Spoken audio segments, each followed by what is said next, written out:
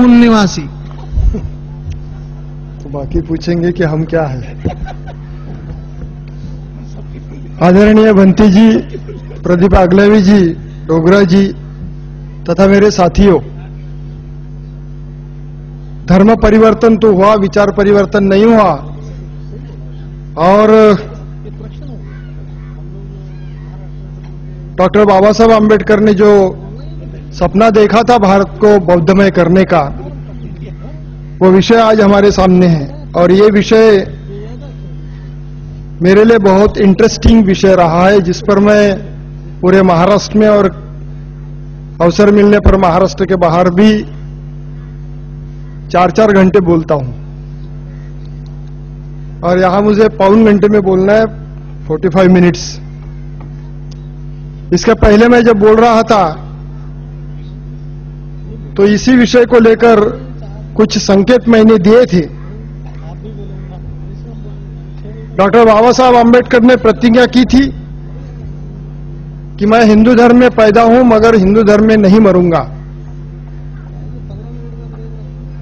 और फिर पूरा अध्ययन करने के बाद उन्होंने धम्म का स्वीकार किया और उनके पीछे जाकर लाखों लोगों ने धम्म का स्वीकार किया। सब लोग उसको धर्म परिवर्तन कहने लगे, जो मुझे मंजूर नहीं है। इसके पहले भी मैं कह चुका हूं कि जिसका कोई धर्म नहीं था वो अगर किसी धर्म को अपनाता है तो वो धर्म परिवर्तन नहीं होता। अज्ञान को दूर करना ज्ञानी होना होता है, मगर ज्ञान अगर है और फिर से ज्ञान मिलता है तो ज्ञान प्लस हो जाता है। ज्ञान में परिवर्तन हुआ ऐसा नहीं होता है। धर्म परिवर्तन का मतलब यह नहीं है कि एक घर छोड़ दो और दूसरे घर में चले जाओ। धर्म परिवर्तन का यह मतलब नहीं है कि एक कपड़ा फेंक दो और दूसरे कपड़े को चढ़ा लो। धर्म परिवर्तन का मतलब यह नहीं है कि एक महीने से एक खाना खा रहे थे तो उसको बदल दो और दूसरा खाना खाना शुरू कर दो। धर्म परिवर्तन का मतलब होता है मन परिवर्तन, मानसिकता का परिवर्तन, और उस प्रकार हमारे कृति का परिवर्तन, व्यवस्था का परिवर्तन। 2500 साल पहले जब तथागत गौतम बुद्ध ने धम्म की स्थापना की, वो धम्म की स्थापना उन्होंने जो की, उस वक्त जो वैदिक धर्म था उस वैदिक धर्म को पर्यायी व्यवस्था देने के लिए किया था। उनका ऐसा क्यों करना पड़ा?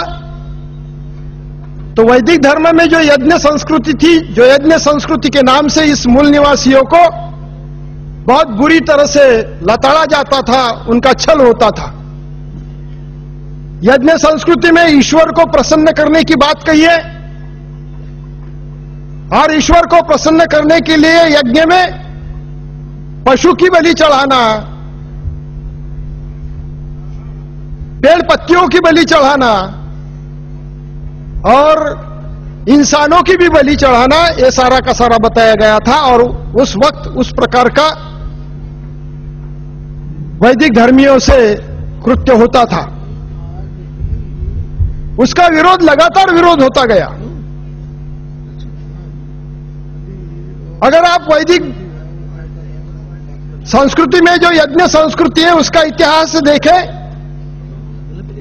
तो उसमें नरमेध यज्ञ भी है। नरमेध यज्ञ, ऐतरेय ब्राह्मण पुराण अगर आप पढ़ते हैं तो ऐतरेय ब्राह्मण पुराण में ये नरमेध यज्ञ के बारे में बहुत अच्छी जानकारी दी गई है। ईश्वर को प्रसन्न करने के लिए मनुष्य को जलाओ, पशुओं को जलाओ, और हमारी जो जीवनावश्यक जरूरतें होती थी उसको जलाओ। ये तो बड़ी अजीब बात है कि भगवान को प्रसन्न करने के लिए हिंसा करो। सवाल यह भी खड़ा होता था कि अगर यज्ञ में किसी मनुष्य को जलाने से ईश्वर प्रसन्न होता है तो फिर ब्राह्मण को क्यों नहीं जलाओ? यज्ञ संस्कृति को लेकर जो भी वैदिक वांग्मय हमें प्राप्त होता है उसका अध्ययन अगर आप करते हैं तो कहीं पे भी ऐसा लिखा नहीं है, कहीं पे भी ऐसा लिखा नहीं है कि ईश्वर को प्रसन्न करने के लिए यज्ञ में किसी ब्राह्मण को जलाइए, किसी क्षत्रिय को जलाइए या किसी वैश्य को जलाइए, मगर शूद्र अतिशूद्र को जलाने की बात है।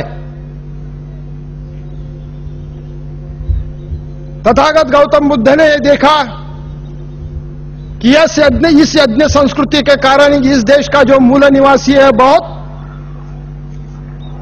पीड़ित है, उसको जानवर के जैसा उसके साथ व्यवहार किया जा रहा है, उसको अज्ञान में रखा जा रहा है। तो इन सारे छल से मुक्ति देने के लिए तथागत गौतम बुद्ध ने वैदिक धर्म को जो पर्याय दिया उसका नाम है धम्म। तथागत गौतम बुद्ध ने यह भी देखा कि धर्म का केंद्र बिंदु अगर ईश्वर की प्राप्ति करना है, आत्मोन्नति है, और ईश्वर की प्राप्ति करने के लिए किसी की हिंसा की जाती है और आत्मोन्नति के लिए अपनी ही हिंसा की जाती है। जैसे कि उपवास रखे जाते हैं। उपवास रखने का मतलब क्या होता है? अपने ही शरीर का छल करना, और अपने ही शरीर का छल करना इसका मतलब होता है अपनी ही हिंसा करना। तो तथागत गौतम बुद्ध ने जब देखा कि इस धर्म का केंद्र बिंदु ईश्वर और आत्मा है और उसके लिए हिंसा का स्वीकार किया जाता है, तो सबसे पहले तथागत गौतम बुद्ध ने धम्म का जो प्राण तत्व रखा, हिंसा को विरोध किया, हिंसा को विरोध किया। उन्होंने देखा कि समाज की प्रगति हो या राष्ट्र की प्रगति हो, वो सिर्फ मनुष्य से होती है, किसी जानवरों से नहीं होती, किसी पंछियों से नहीं होती, पर्वतों से नदियों से नहीं होती, तालाब सागरों से नहीं होती। जिसको हम प्रगति कहते हैं वो प्रगति पूर्णतः मनुष्य से संबंधित होती है। संस्कृति जिसे हम कहते हैं वो मनुष्य से संबंधित होती है। सभ्यता हम जिसे कहते हैं वो मनुष्य से संबंधित होती है। और जिसको हम व्यवस्था कहते हैं, व्यवस्था भी मनुष्य से संबंधित होती है। अगर संस्कृति, सभ्यता और व्यवस्था मनुष्य से संबंधित है तो उस संस्कृति, सभ्यता और व्यवस्था में मनुष्य का ऊंचापन होना चाहिए, जिसको हम सृजनात्मकता कहते हैं। तो इसीलिए फिर उन्होंने दुख मुक्ति का मार्ग बताया। दुख मुक्ति का मार्ग बताने के पहले उन्होंने इस बात का अध्ययन किया कि हमारे मूल निवासी भारतीयों में दुख की निर्मिति क्यों होती है। तो उन्होंने देखा कि अज्ञान है। तब उन्होंने उद्घोष किया आत्मदीप भव। अज्ञान के अंधकार से निकलने के लिए खुद अपना प्रकाश दिया बनो, ज्ञान दीप बनो। और उसी परंपरा को चलाया महात्मा ज्योतिबा फुले ने। उन्होंने कहा विद्या विना मति गेली। उसी परंपरा को चलाया छत्रपति शाहू महाराज ने। उन्होंने कहा कि बहुजनों को शिक्षा मिलनी चाहिए ताकि दूर हो जाएगा और ज्ञान का प्रकाश हो जाएगा, उनकी जिंदगी बदल जाएगी, उनकी प्रगति हो जाएगी। और वही सूत्र शिका संगठित हुआ, संघर्ष करा करके संदेश दिया बाबा साहब ने। तो ये संदेश देते वक्त उन्होंने देखा कि फिर ये जो मूल निवासी भारतीय है उनमें अगर ज्ञान को बढ़ावा देना है तो कौन सी ऐसी व्यवस्था होती है कि जो ज्ञान का समर्थन करती है।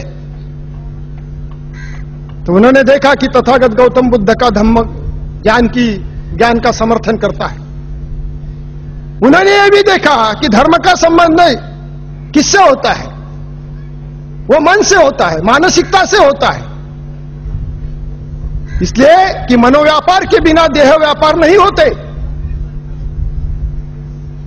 मनोव्यापार के बिना देह व्यापार नहीं होते। यह भी तथागत गौतम बुद्ध ने उस वक्त देखा था।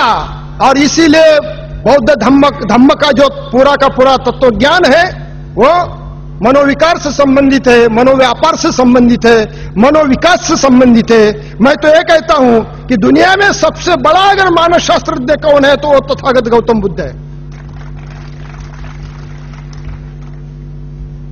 बाबा साहब ने अध्ययन के बाद जब बाबा साहब को पता लगा कि आज इसकी जरूरत है। यहां का जो पीड़ित मूल निवासी है, शोषित मूल निवासी है, दलित मूल निवासी है, वो क्यों शोषित पीड़ित दलित है? तो उसकी मानसिकता गुलामी की बन गई है, उसकी बौद्धिकता गुलामी की बन गई है। और जब तक कि उसकी गुलामी की मानसिकता को खत्म नहीं करते, बौद्धिकता को खत्म नहीं करते, तब तक कि उसका किसी हालत में विकास नहीं हो सकता। और इसीलिए उन्होंने जब धर्मांतर की बात की, जब हिंदू धर्म छोड़ने की बात की, तब उन्होंने देखा कि सिर्फ धम्म एक ही ऐसी ताकत है, ऐसी वैचारिक ताकत है, ऐसी मानसिक ताकत है, ऐसी बौद्धिक ताकत है कि जो आम आदमी को उसके हालात से उठाकर ऊंचा बना सकती है। किंतु हम क्या देखते हैं? कुछ उदाहरण मैं आपको देना चाहता हूं। मेरे एक प्रोफेसर मित्र है, दलित समाज से है, उन्होंने बौद्ध धम्म का स्वीकार किया।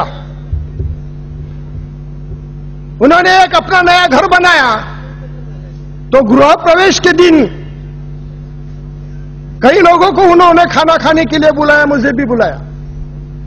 मैं गया उनके घर, मेरी जीवन साथी भी मेरे साथ थी। हम जैसे गए, वो दरवाजे पे खड़े थे। मैंने मेरे प्रोफेसर मित्र और उनकी मिसेस का स्वागत किया, उन्होंने हमारा स्वागत किया, और हम सीधे जहां खाना था वहां चल बसे। तो उन्होंने कहा कि सर थोड़ा अंदर आइए। तो मुझे लगा कि वो नया बना हुआ घर मुझे दिखाना चाहते हैं कि देखो मैंने कितना अच्छा घर बनाया। मैं उनके साथ गया तो उन्होंने हॉल में ले गए, और हॉल में क्या दृश्य था? तो जैसे हिंदुओं में सत्यनारायण की पूजा की जाती है, नया घर बनवाया, सत्यनारायण की पूजा, बच्चे की शादी है, सत्यनारायण की पूजा, शादी हो गई, हनीमून का दिन है, सत्यनारायण की पूजा, बच्चा पैदा होता है, सत्यनारायण की पूजा, उसका नामकरण होता है, सत्यनारायण की पूजा। मैंने अशोक डोगरा जी से पूछा कि मैंने बोला कश्मीर में सत्यनारायण की पूजा होती कि नहीं? तो बोले बड़े धूमधाम से होती है। क्योंकि महाराष्ट्र में तो होती है, मुझे जानकारी नहीं थी, तो मैंने चलो कश्मीर में होती होंगी तो यूपी बिहार में भी होती ही होगी।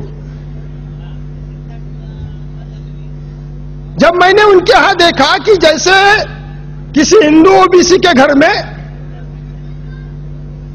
सत्यनारायण की पूजा होती है, उनके घर में परित्राण पाठ उसी प्रकार से किया गया था। चौरंग रखा गया था, उसके आम की पत्तियां लगी हुई थी, एक तांबे का लोटा रखा हुआ था, उस पर नारियल रखा था, उस पर पीपल की पत्तियां रखी थी, और पीछे बाबा साहब की और तथागत गौतम बुद्ध की मूर्ति रखी थी। उसके नीचे गेहूं और चावल भी रखे हुए थे। तो मैंने उनको पूछा कि सर ये क्या है? तो बोले परित्राण पाठ किया उसका है। तो मैंने बोला सत्यनारायण में और इसमें क्या फर्क है? तो उन्होंने कहा कि मला मराठी में बताता, बाद में हिंदी में बता, मला वाटलंच म्हणे सर तुम्ही ऐशी तैशी कराल। उन्होंने कहा कि मुझे लगा ही था कि सब सर मेरी आप हजामत करेंगे क्योंकि आपको ये पसंद नहीं है। तो मैंने बोला तो ये तो हिंदुत्व की भ्रष्ट नक्कल है। हिंदुत्व की भ्रष्ट नक्कल से अगर हम छुटकारा नहीं पा सकते तो फिर दीक्षा भूमि जाने का कोई मतलब नहीं है, धम्म स्वीकारने का कोई मतलब नहीं है। दूसरा एक और मेरा अनुभव बताता, साकोली, भंडारा जिले में साकोली नाम का एक तालुका है, वहां के एक बौद्ध विहार के लिए मैं, मेरी मिसेस, मामा देशमुख और भंते नागार्जुन सुरई ससई गए। 15-16 हजार लोग जम गए थे। बहुत अच्छा विहार उन्होंने बांधा। जैसे गए हमारे जवान साथी दौड़ते और बोले कि कड़ू सर जल्दी चलो। मैंने बोला क्या हो गया, सवर्णों ने कोई गड़बड़ तो नहीं की? नहीं, बोले सवर्णों ने कोई गड़बड़ नहीं की। फिर तकलीफ क्या है? तो बोले अपने आप आंखों से देखो। मैं विहार में गया,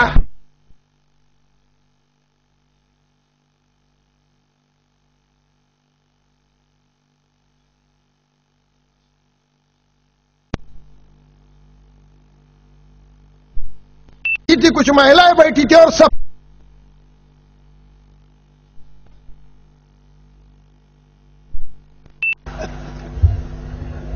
इनके गौतम बुद्ध आ गए। बोले अब कोई कुछ जगह बाबा साहब भी आंग में आते हैं। बड़ी अजीब बात, न जाने कौन कौन आंग में आएगा।